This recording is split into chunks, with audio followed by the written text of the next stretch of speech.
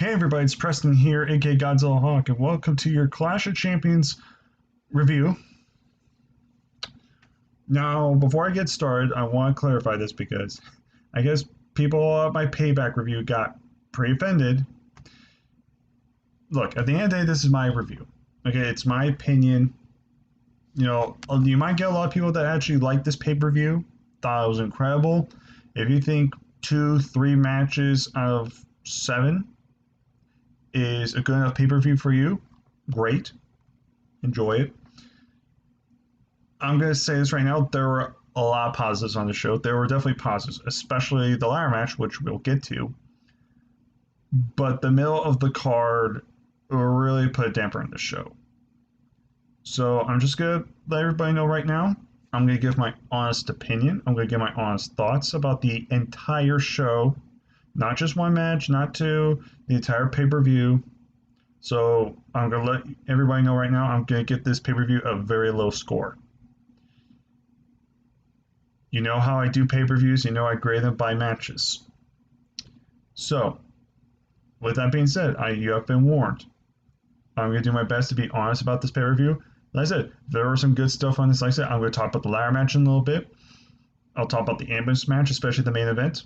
But the rest of the card, nothing really positive to say about it. So, with that being said, just give you a little advice. If you love this pay-per-view, awesome. But I need to grade this honestly. And I have to do it by matches. So, with that being said, let's go ahead and just start off with positives right away. So, we have the opening being for the undisputed Intercontinental Championship. We have Jeff Hardy defending against both Sami Zayn, or Big Larry I like to call him, and AJ Styles in a triple threat ladder match. When it comes to this match, let's be real. If all three of these guys were in their prime, especially back in the day, they would have torn the house down easily. We can all agree in their prime they would have torn the house down. But Jeff is a little older. He's got a lot of injuries. So Sammy's heel Sami Zayn. Sammy's heel, so he's kind of toned down his heel persona or a little bit, or toned down his babyface persona. AJ Styles, though, he's in his 40s, but he's still good. He's definitely not the AJ that we knew like many years ago. With that being said, this match, I think everybody is unanimously agreeing, and I will say this might have been one of, if not the most wild, creative ladder matches we've ever seen in a very long time. I was thoroughly surprised. I expect this match to be good. I was expecting maybe a good match, but I did not expect it to be hands down match of the night, which it was. You're not going to dispute me on that. But this ladder match was fucking crazy. It was wild.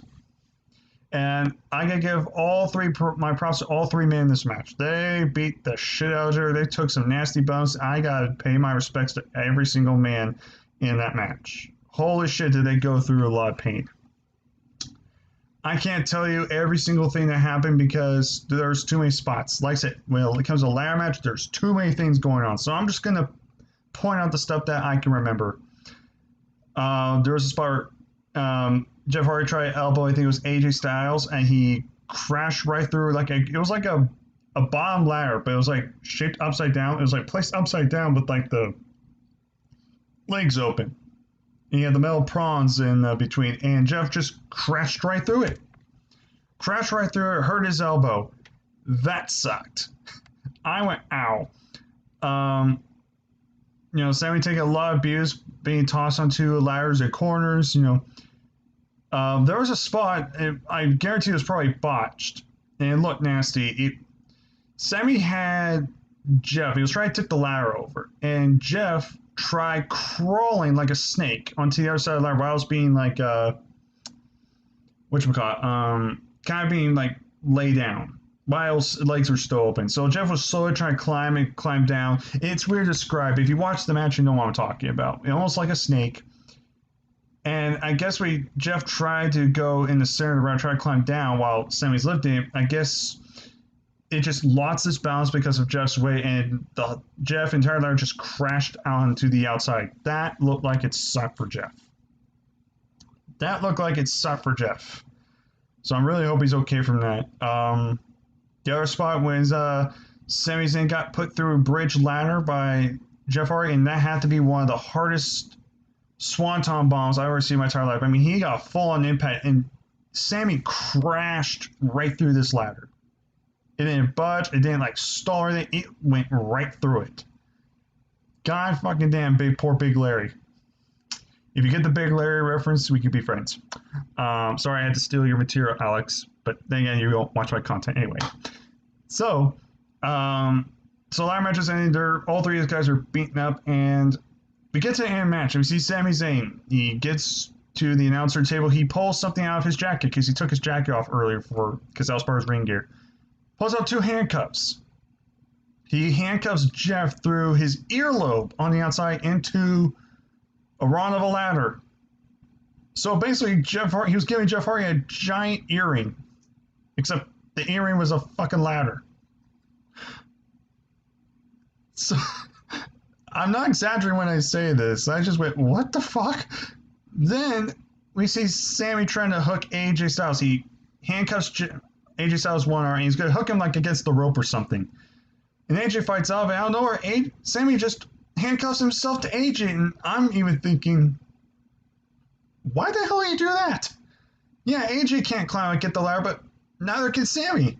I mean, what do you do when you have a dead body in the ring? Like, what happens if you beat the guy up and he's down on the ground? You can't climb up to get the ladder. Jeff's also not going to be able to climb the ladder. He's got a fucking ladder on his ear. So I'm thinking that was kind of stupid.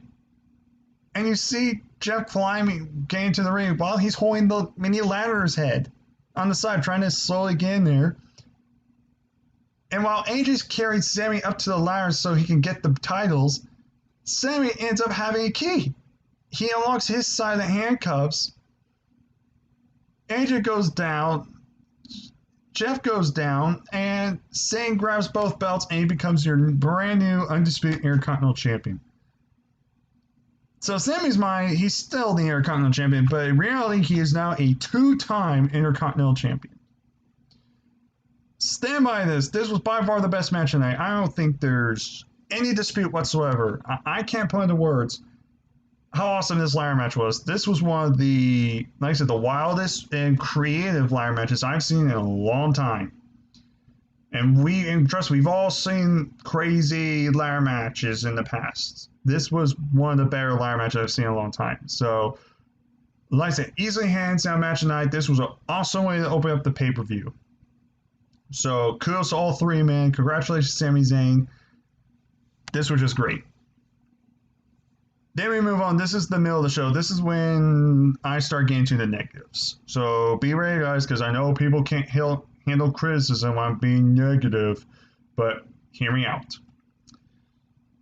So we came out to Asuka and Zelina Vega for Raw Women's Championship. Now, this match was originally on the kickoff, but it got bumped onto the main show, which on one hand, I'm happy for it.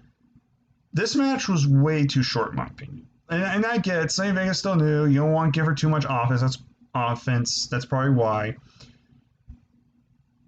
Now, that match wasn't bad. It wasn't a bad match, but I just felt like it wasn't really necessary. You know, it felt like a solid TV match. I mean, don't get me wrong. Zelina was impressive in the match for what time she got, but I don't know. It just felt like the ending just came out of nowhere. It's like she got into Asuka lock and that was it. It was like a 7, maybe 8-minute match at most. It was a solid TV match, but pay-per-view wise, it just didn't do anything. It wasn't bad. It just didn't leave that big of an impact for a pay-per-view quality match. Asuka retains, and like I said, Zelina looked impressive. You know, it is what it is. Whatever. You know, it was. It wasn't bad. It wasn't great. It was just a match. I think that's the best way to describe it. It's just a match, a basic TV match. Then we get Lashley and Apollo Crews for the United States Championship. I swear to God, this has felt like an eternity. What's with these rematches? Like, I felt like I've seen Apollo versus some form of the Hurt Business for far too long. It's felt like an eternity. It's like the never-ending feud, the never-ending story. The match didn't do anything for me. It wasn't terrible, but Lashley seems a little off at times. It looked like he missed his cue a few times. The match itself it was below average at best. It didn't do anything for me. The match was too short, and Lashley retains. That's about it. Lashley retains. He hits the full Nelson and taps out Apollo. That was it. That was the U.S. title match. Really, that was it. There was nothing else to it. Then we get this one. Now, this one's going to might be controversial, but I hope people understand what I'm talking about. So, we have Street Profits versus Angel Garza and Andrade Cien for the Tag Team Championships. This tag team division is dead. Can we just all agree that this tag division is trash on WWE? How many times are we going to get Street Profits versus Garza and Andrade? How many times are we going to get this match? I'm done with it.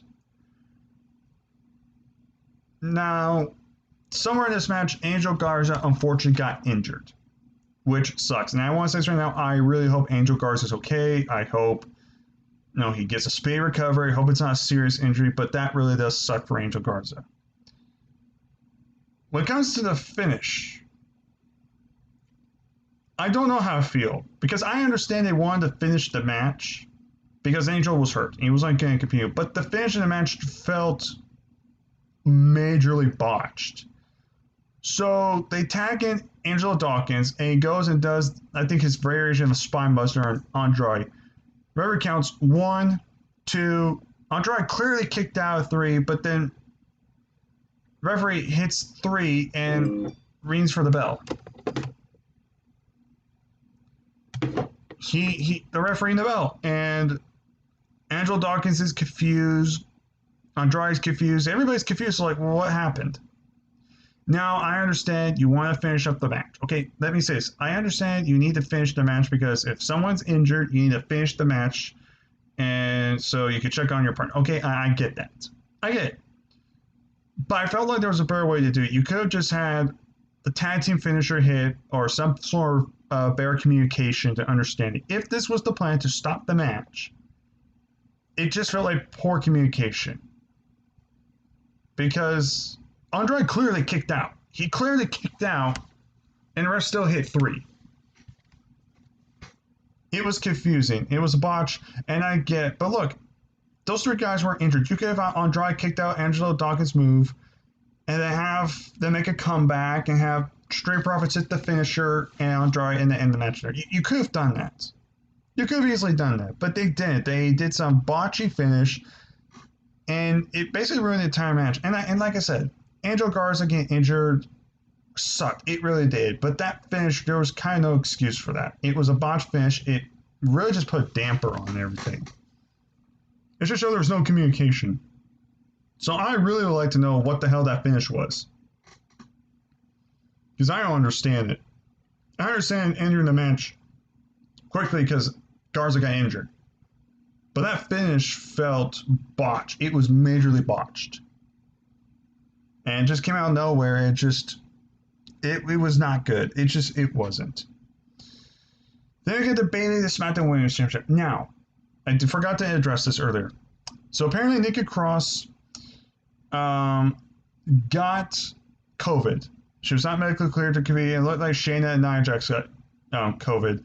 So the Riot Squad were not able to compete, and Nikki Cross was not able to compete. So Bayley came out, SmackDown Women's Champion, addressed that she's not going to fight Nikki Cross, but she's going to issue open challenge. Okay, she needs to find a replacement. Okay, fair enough. She needs a replacement. So we're thinking, well, who's going to fight Bayley? Well, it can't be Naomi because I guess she's hurt at the moment. Is it going to be Lacey Evans? Well, she's a heel. It doesn't really make any sense. Is it going to be Alexa Bliss? She's technically a babyface. She's next top female woman on the SmackDown roster. Obviously, it should be her. Is it a returning Carmella? No. Is it a newcomer like Dana Brooke? No. This would have been a perfect time for Mandy Rose if she wasn't drafted to Raw for some reason. No. Here's when the 3 strikes come in. First strike, it's Asuka. Yes, the same woman who's the Raw Women's Champion. A Raw superstar challenging for a SmackDown title again. Stupid. 2, this match was literally 3 minutes and it ends in disqualification.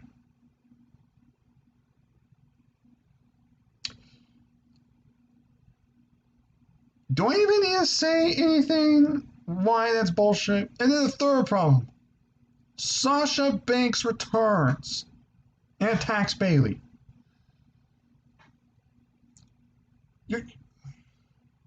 Let's be honest, guys. They're going to do Bayley and Sasha Banks in Hell in a Cell.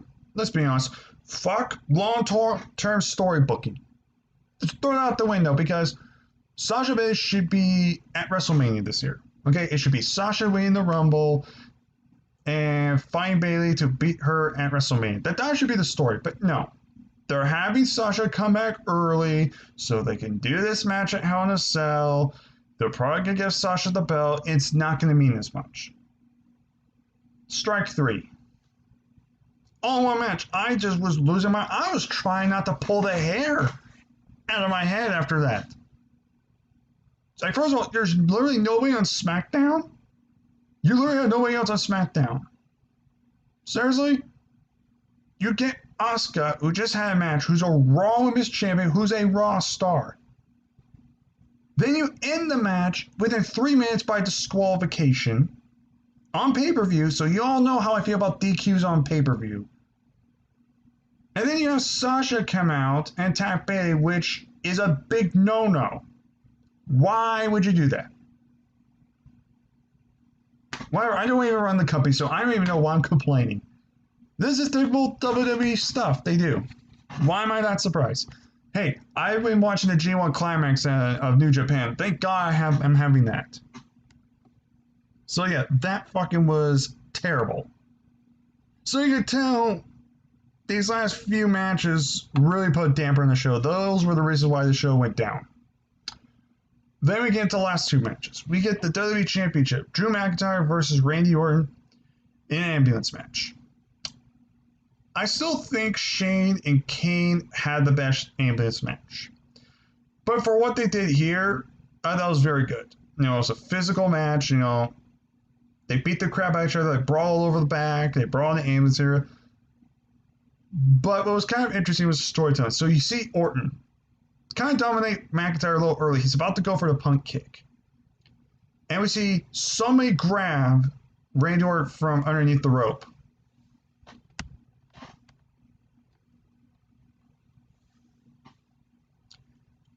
And at first I'm thinking Keith Lee. It's a big arm. And I'm thinking, is this Keith Lee? And it's not. It's clearly somebody else. He's clearly white. Unveils the hood, and it's the Big Show, shaved. Fucking weird. And Big Show just chokeslams Orton, which I like because Big Show got punt kicked by Orton weeks ago. So keep in mind, storytelling wise, there's cameo number 1. Then we have Orton and McIntyre brawling again. They're brawling everywhere until they brawl to the back. They actually brawl kind of like a catering area. Orton's getting the upper hand, and out of nowhere, somebody attacks Randy Orton. It's Christian. My boy. My peep. Christian comes back, and he waves that, kicks Orton's ass all over the place, and then walks off. McIntyre takes control. They brawl. Michaels appears on top of the ambulance and just super kicks him. Hits a sweet chin music, and then just pushes him off the ambulance. Right into the crash pads. Again, because he punted Shawn Michaels and he punted Christian. And at this point, we're all thinking, is Edge going to come out? I'm not going to lie. The main thought I had was, Edge is going to be in the ambulance, isn't he? He's going to be the final nail in the coffin. He's going to put Orton in the ambulance. And that's going to set up Edge and Orton for Hell in a Cell. That's where I was going.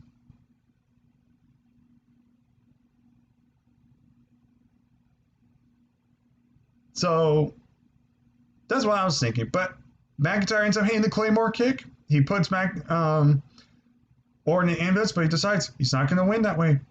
He decides to take Orton out again, pump kicks him, and then throws him in. He throws him in the ambulance, closes the doors, and that's it. McIntyre retains. Again, nobody was kind of expecting McIntyre to win. Which, good. I'm glad McIntyre won because I do not ever want to see Orton ever sniff the world title. If he wants to win a title, win a mid-card title.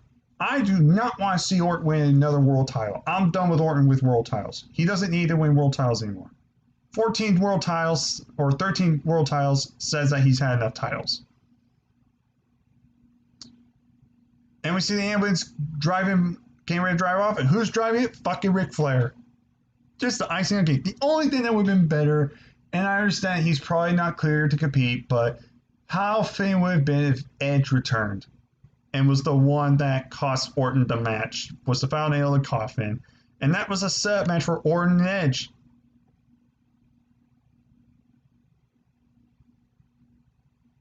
I think Orton, that would have been the perfect place to do a Hell in a Cell match between Edge and Orton. That's what the Hell in a Cell was made for, was to end rivalries like that. So now McIntyre's champion. The obvious question is now, what happens at Hell in a Cell? Do they do McIntyre and Orton again?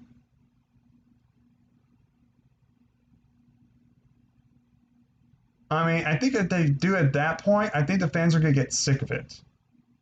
McIntyre's beaten Orton twice. I think we need to move on. But McIntyre's a babyface, so who's he going to fight? They could do McIntyre, Keith Lee. You know, they could do that, possibly. If they took Aleister Black a little bit more seriously, I could have seen a heel Aleister Black versus Drew McIntyre. I think that could have been great. I have no idea what they're doing for Hell in a Cell. Who knows? Maybe they do McIntyre, Orton, and Keith Lee in a triple threat Hell in a Cell match. It's plausible. But now with McIntyre being WWE champion again, which again, I'm happy for, but at the same time, now I'm thinking, well, who's he going to fight now?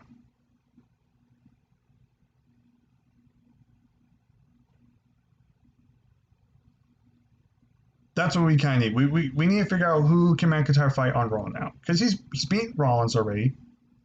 He's already beaten Lashley. He's beaten Ziggler. He's beaten Orton twice. He's beaten Andrade quite a handful of times.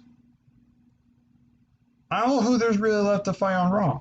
I guess he could fight Kevin Owens, but he's busy with Aleister Black at the moment. I mean, at this point, the only one I can really think of is Keith Lee. Because they still have unfinished business. So, now I don't know if that will be a Hell in a Cell match. I don't think it should if they do Keith Lee and Drew McIntyre, but I don't know what else to do. I can't think of anything.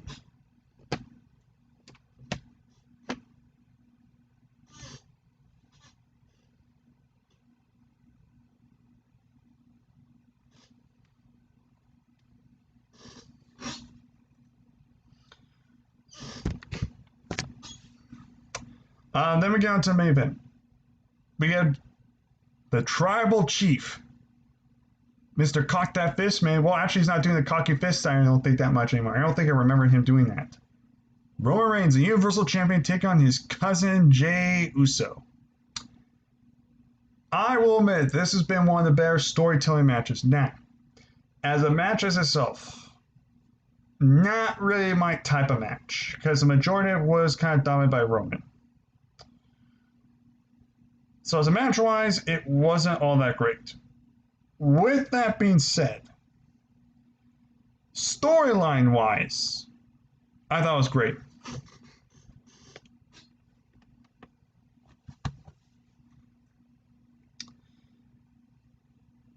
So the entire point is Roman's been a singles wrestler for a long time. He's been a main event level guy for a long time. And Jey Uso's been known for being a tag team guy. And this is kind of show, can Jey Uso hang with Roman Reigns? Can he be a world champion? And majority of this match, like I said, Roman dominated. You know, he was dominating Jey Uso. Like, he would throw him around, he would uppercut him. Jey Uso might get a little bit of offense, but then Roman would get right back in control. And this happened throughout pretty much the entire match. And towards the end, we see Jey Uso making this huge comeback. You know, he's hitting some drops, he's hitting super kicks, and he hits his splash. He hits his trademark Samoan splash. He dives off the top rope, hits the Samoan splash. He covers Roman. 1, 2.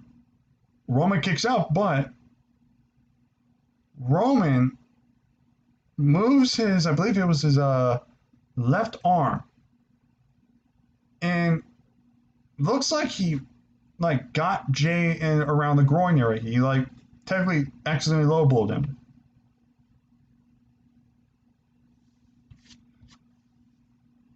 And even commentators were like, "What happened?"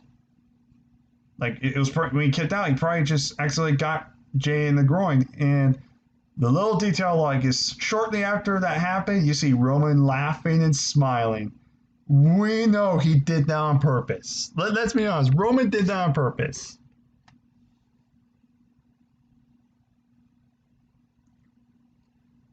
And at that point, Roman just starts spearing Jay. But instead of pinning Jay, which he could have done, he goes over to Jay. He's like, goes up to him. He's telling him, I want you to tell everyone I'm the tribal chief. I'm the man. I'm the guy at the table. Tell everybody right now. And Jay's saying, no. No, I'm not quitting. And Roman just keeps beating the shit out of him and keeps asking him, tell everyone I'm the chief. Tell everyone I'm the man. Jay is not responding, or he's not, he's not saying yes. He's not agreeing to it. He won't say it. And then out of nowhere, Jimmy Uso comes back. He's in a leg brace, so he's still not clear to compete, but he comes out with a towel, and he's telling his brother Jay, come on, man, I got to throw in the towel. You got to give up. You got nothing to prove. And Jay's telling his brother, don't throw in the towel. Do not throw in the towel.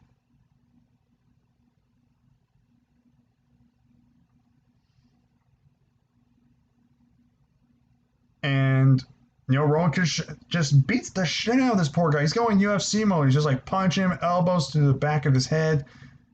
Jay's getting killed. And Jimmy can't watch it, so at the end of it, he has no choice. He just throws in the towel. He throws in the towel, and the match is thrown out. And Roman just looks at his cousin, just angry and just vile, disgusted. And he retains the championship off of that. I get it. Some people are not going to like the ending, but look. I'm looking at match quality here. Match-wise, it was not the best main event. But what they're trying to tell, at the end of the day, though, the whole point was to get Roman Reigns healed. Because let's be honest, we all knew what was going to happen. Roman was going to beat the shit out of his own cousin to get heel heat. This is a man that's going to hurt his own flesh and blood. This was going to signify him as a top heel. And let's be honest. Roman Reigns is a million times better heel. He's only been heel for a month. And this is the best we've ever seen Roman. Roman, for a majority of his career, has been a babyface, a forced babyface that did not work. And Roman as a heel, it just seems natural. It's just natural for him. Roman was made to play this role as a heel. It's clear to me. The minute I saw this match play out, I just went, that's it, Roman's a heel. Roman was born to play a heel. We've been saying this since the beginning. Roman has potential to be a top heel of the company, and just this month alone, he's proven he can hang. Whoever thought I would actually be talking positively about Roman Reigns? You all know of my history. I'm sick of Roman Reigns. He's John Cena 2.0. I'm sick of him burying everybody. He's getting pushed. He sucks. All this shit. And it took a heel turn to finally have a fresh input on him. Wow. Took them this long, but they finally pulled the trigger. They finally pulled the trigger. And you know what? So far, it's working.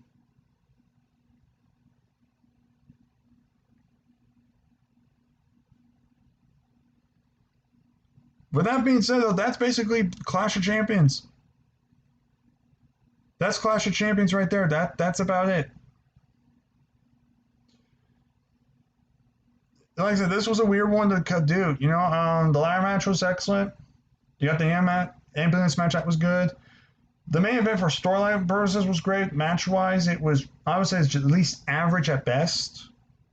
Asuka Selena was solid, but it wasn't groundbreaking.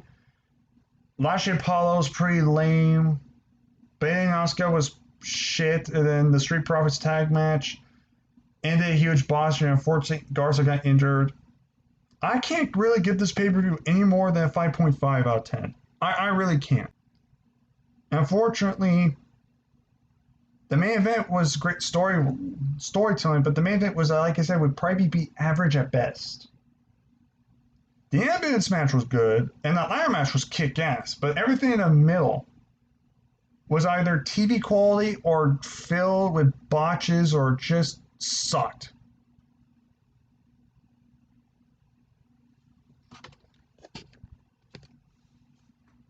So I can't give this pay-per-view anything more than 5.5 out of 10. That's being generous. That is really being generous right now.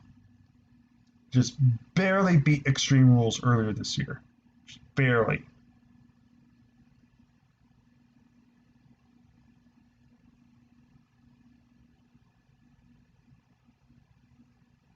I'm just being realistic with you. Like I said, I love the storytelling in the main event.